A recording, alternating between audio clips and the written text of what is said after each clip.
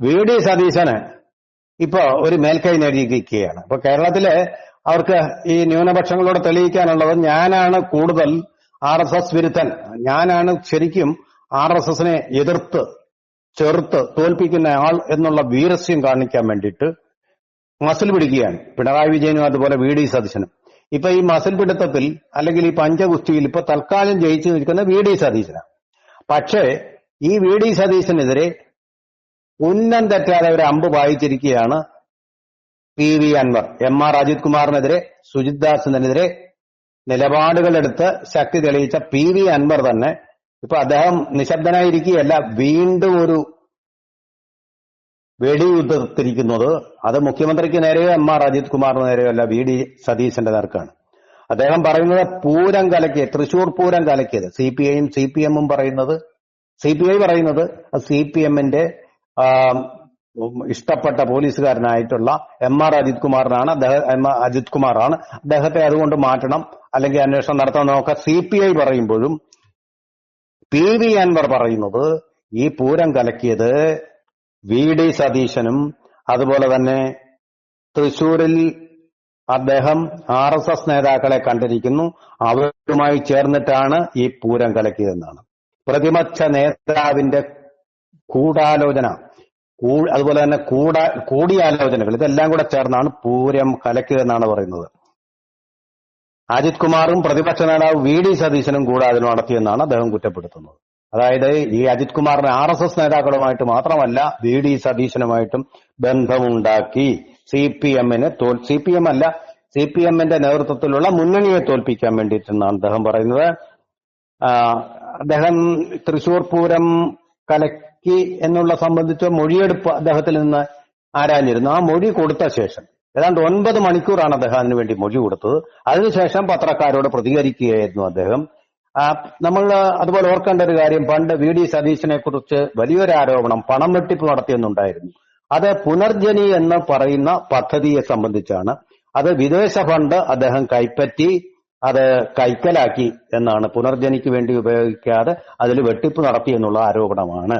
അത് ഒതുക്കാൻ വേണ്ടിയിട്ടാണ് നമ്മളിപ്പോ പറയുന്നു പിണറായി വിജയൻ സ്വർണ്ണക്കടത്ത് കേസ്, ലാവ്ലിൻ കേസ്, അതുപോലെ മകൾക്കെതിരെയുള്ള CMRL കേസ്, ഇതൊക്കെ എക്സാലോജി കേസ്, ഇതൊക്കെ ഒതുക്കാൻ വേണ്ടിയിട്ടാണ് ഈ RSS നേതാവിനെ MR അജിത് കുമാർ എന്ന ദൂതൻ മുഖാന്തരം കാണാനിടയാക്കിയ സാഹചര്യം ഉണ്ടാക്കിയതെന്നാണല്ലോ പറയുന്നത്.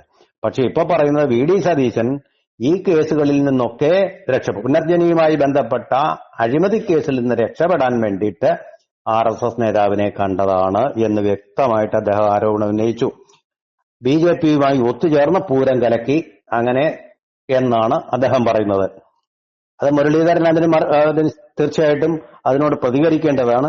അത് പിണറായി വിജയന്റെ തലയിൽ വെക്കാൻ ശ്രമിക്കുകയാണെന്നും അദ്ദേഹം പറഞ്ഞു. അതുപോലെ പ്രതിപക്ഷ നേതാവിന് ധൈര്യമുണ്ടെങ്കിൽ പുനർജനി പദ്ധതി ED അന്വേഷിക്കണമെന്ന്, അതായത് എൻഫോഴ്സ്മെന്റ് ഡയറക്ടറേറ്റ്, സാമ്പത്തിക കുറ്റകൃത്യങ്ങൾ അന്വേഷിക്കുന്ന എൻഫോഴ്സ്മെന്റ് ഡയറക്ടറേറ്റ് അന്വേഷിക്കണം എന്ന് എഴുതി കൊടുക്കണമെന്നും അദ്ദേഹം വെല്ലുവിളിച്ചു. ഇതിന് സതീശൻ ഇതുവരെ പ്രതികരിച്ചിട്ടില്ല.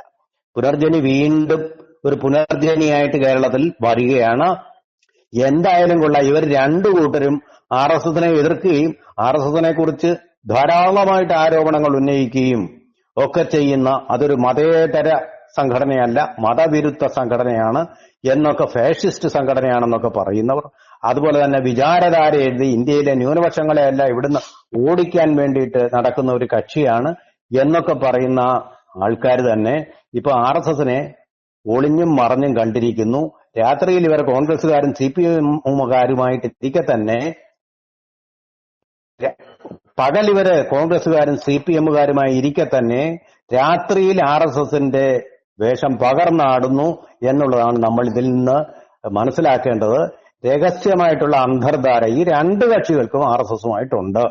പിന്നെ വെറുതെ ഇങ്ങനെ നമ്മളെ പറ്റിക്കാൻ വേണ്ടിയിട്ട് RSSനെ ഞങ്ങൾ എതിർക്കുന്നു, RSS ഫാഷിസ്റ്റ്, RSSനെ ഞങ്ങൾ എതിർക്കുന്നു എന്നുള്ള ഒരു പുകമറ സൃഷ്ടിക്കുകയാണ്.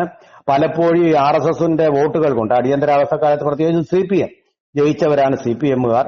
അതുപോലെ തന്നെ സന്ദിഗ്ധ ഘട്ടങ്ങളിൽ RSSന്റെ വോട്ട് വാങ്ങി ജയിക്കാത്ത കോൺഗ്രസ് ഉന്നത നേതാക്കന്മാർ കേരളത്തിൽ ഇല്ല എന്നുള്ളത് പി മുകുന്ദൻ, മൺമറഞ്ഞ പി മുകുന്ദൻ തന്നെ അദ്ദേഹം മരിക്കുന്നതിന് മുമ്പ് പറഞ്ഞിട്ടുള്ള കാര്യങ്ങൾ.